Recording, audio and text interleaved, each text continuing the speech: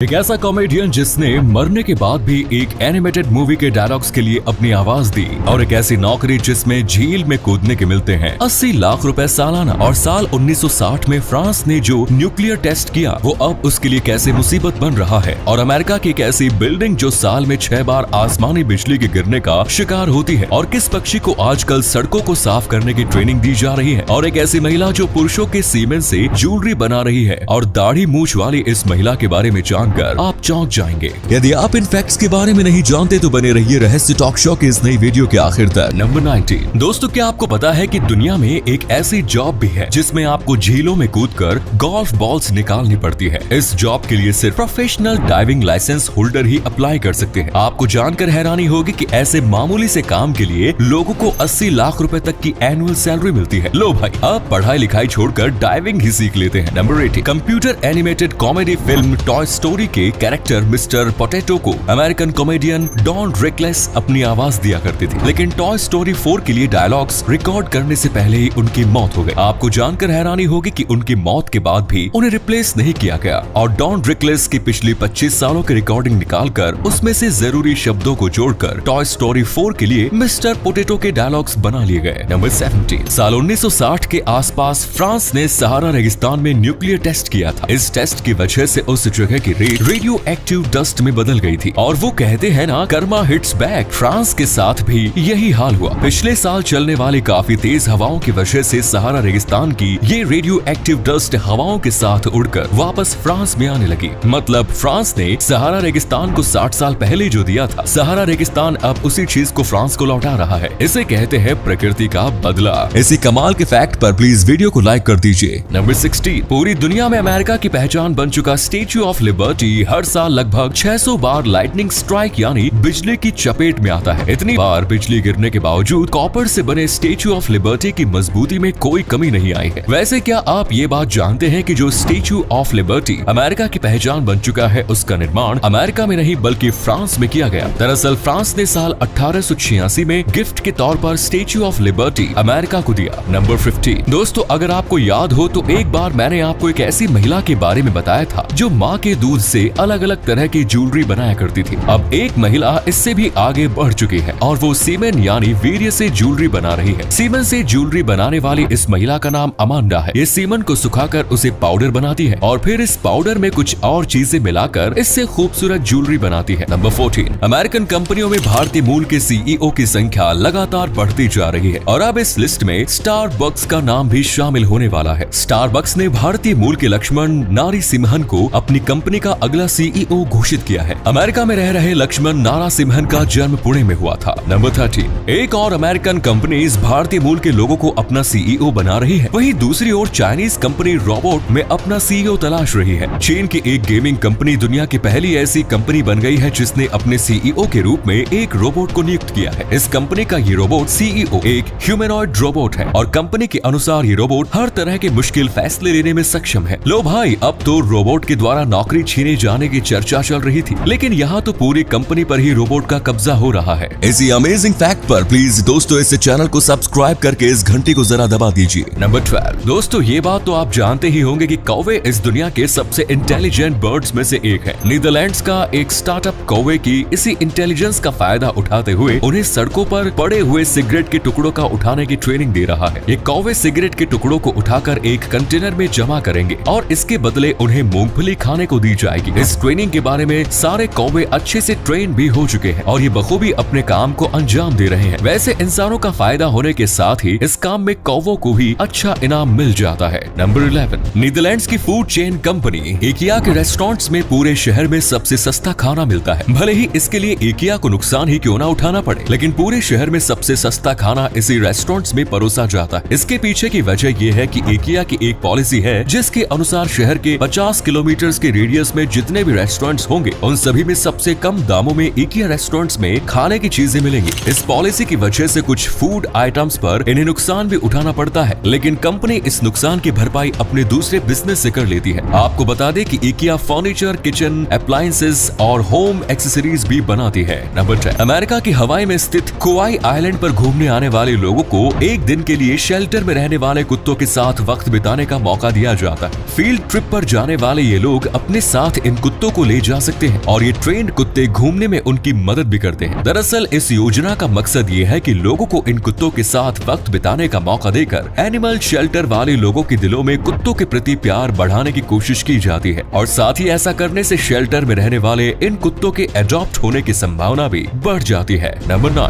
हेमशेजियर एक German word है जिसका इस्तेमाल वैसे लोगों के लिए किया जाता है जिन्हें अपने घर से बाहर किसी नई जगह पर हल्का होने में परेशानी होती है। इनफैक्ट कई लोग तो ऐसे होते हैं जो किसी नई जगह पर कई दिनों तक हल्का नहीं हो पाते हैं। ऐसे ही लोगों के लिए हेमशेजियर शब्द का इस्तेमाल किया गया है जिसका अंग्रेजी में अर्थ होता है होम शीटर। अब होम शीटर का हिंदी मुझे नहीं पता, अगर आपको पता हो तो कमेंट्स में बताइए। नंबर 8, नॉर्दर्न इटली के कोलिटो फावा माउंटेन के शिखर पर साल 2005 में खरगोश का एक विशाल स्कल्पचर स्थापित किया गया। गुलाबी रंग के इस स्कल्पचर की लंबाई 200 फीट थी और इसे हेज या जायंट पिंक बनी नाम दिया गया। इस विशाल स्कल्पचर को ग्राउंड पर सेट करने में ही 5 साल लग गए। इस जायंट पिंक बनी का निर्माण इस इलाके में टूरिस्ट अट्रैक्शन बढ़ाने के इरादे से किया गया था, लेकिन ये इरादा नाकामयाब हो गया क्योंकि इंस्टॉलेशन के कुछ साल बाद ही हेज डिकम्पोज होना शुरू हो गया और साल 2016 तक ये पूरी तरह से डिकम्पोज होकर मिट्टी में मिल गया। नंबर 7, एक पिता किस तरह से खुद को खोकर अपने बच्चों की परवरिश करता है। ये स्टेचू इसी चीज को दिखाता है। ये स्टेचू एक बाप और बेटे का है, लेकिन इस स्टेचू की खास बात ये है कि इसमें बेटे के स्टेचू का निर्माण उन टुकड़ों से किया गया है जिन्हें पिता के स्टेचू से रिमूव किया गया था। यानी एक पिता खुद को टुकड़ों में तोड़ कर अपने बच्चों की जिंदगी का निर्माण करता है। नंबर 6, डिज्नी स्टार ने साल 2024 से 2027 के बीच होने वाले हर तरह के ICC इवेंट्स का ब्रॉडकास्ट राइट्स हासिल कर लिया है। ये डील $3 बिलियन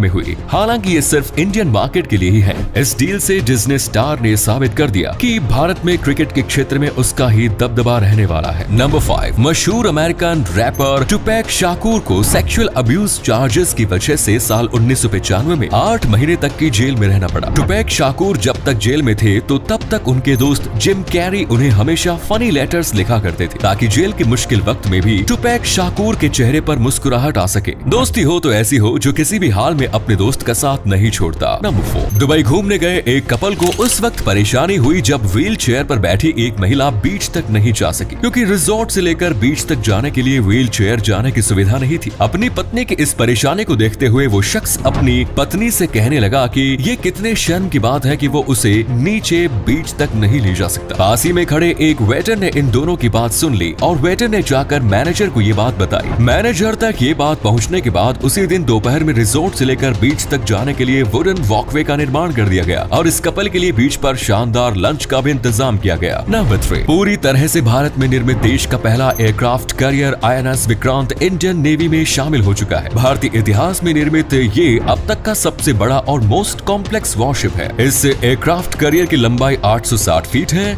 इसमें लगभग 2300 कंपार्टमेंट्स हैं और इसकी क्षमता लगभग 1700 लोगों की है। ये एयरक्राफ्ट कैरियर 30 फाइटर प्लेन्स को होल्ड कर सकता है। इस शिप में 16 बेड वाला एक हॉस्पिटल भी है जिसमें 2 ऑपरेशन थिएटर और ICU भी है। नंबर 2, हम सब के सर्कल में कोई ना कोई बंदा ऐसा होता है जो हर टॉपिक पर अपना ज्ञान देने लगता है, भले ही उस बंदे को उस पर्टिकुलर सब्जेक्ट की ABCD भी ना पता हो, लेकिन जब बात चलती है तो वो बंदा उस सब्जेक्ट से रिलेटेड ज्ञान देने लगता है। हिंदी में ऐसे लोगों को क्या बोलते हैं वो तो पता नहीं, लेकिन अंग्रेजी में ऐसे लोगों को अल्ट्रा क्रेपिडेरियन कहते हैं। ऐसे लोगों का हिंदी नाम ढूंढकर कमेंट्स में जरूर बताइए। नंबर 1, धरती पर इंसान को अमूमन पुरुष या महिला का ही शरीर मिलता है। कुदरत ने वैसे तो 2 ही जेंडर बनाए हैं, लेकिन तीसरा जेंडर भी कुदरत की ही देन है जो कि ना ही फीमेल में रखा जाता है ना ही मेल में रखा जाता है। ऐसे में समाज इन्हें थर्ड जेंडर के रूप में स्वीकार कर लेता है। थर्ड जेंडर दिखने में तो हमारे जैसे ही होते हैं, लेकिन अक्सर वे आदमी के शरीर में औरत या फिर औरत के शरीर में आदमी होते हैं। लेकिन क्या हो जब एक महिला जो दिखने में मर्द जैसी हो लेकिन असल में महिला ही हो। अगर आप सोच रहे हैं कि महिला का शरीर हट्टा कट्टा पुरुषों जैसा होना कोई नई बात नहीं है, तो बता दे यहाँ माजरा कुछ और ही है। आपने शायद ही ऐसी महिला की कल्पना की होगी जो पुरुषों की तरह दाढ़ी मूंछों में हो। जी हाँ, कैलिफोर्निया में रहने वाली लारे पर्किंस एक ऐसी महिला है जिनके चेहरे पर आप दाढ़ी मूंछ देख सकते हैं। लारे पर्किंस के चेहरे भर को देख के कोई भी शख्स आसानी से धोखा खा सकता है। महिला के लंबे बाल है और चेहरे पर दाढ़ी मूंछ। एक पल के लिए लगेगा कि किसी पुरुष ने महिला की तरह लंबे बालों वाला विग कैरी किया है। आपको बता दें, अमेरिकन महिला लारे पर्किंस एक बियर्ड वुमन है जो अपनी अनोखी पर्सनैलिटी के लिए जानी जाती है। दरअसल लारे पर्किंस के चेहरे पर दाढ़ी मूंछ उनके बचपन में ही उगने लगी थी। वो जब 12 साल की थी तो तभी से उनमें अलग बदलाव दिखने लगे थे, जिसके बाद उन्हें मालूम पड़ा कि वो किसी खास तरह के सिंड्रोम सिंड्रोम से पीड़ित है, जिसकी वजह से उनमें सामान्य से ज्यादा मेल सेक्स हार्मोन बनने लगे। हालांकि समय के साथ अमेरिकी महिला लारे पर्किंस ने खुद को तो ऐसे ही स्वीकार किया, लेकिन आज भी उन्हें ट्रोल किया जाता है, उन्हें दाढ़ी मूछें काटने की हिदायत दी जाती है, पर वो इसे अब अपनी पर्सनैलिटी का हिस्सा मान चुकी है। ये थे कुछ अमेजिंग फैक्ट्स। वीडियो को शेयर जरूर करें दोस्तों, ताकि आपके दोस्त और जानने वाले भी जान सके कि आप कितने नॉलेजेबल वीडियोस देखते हैं। धन्यवाद।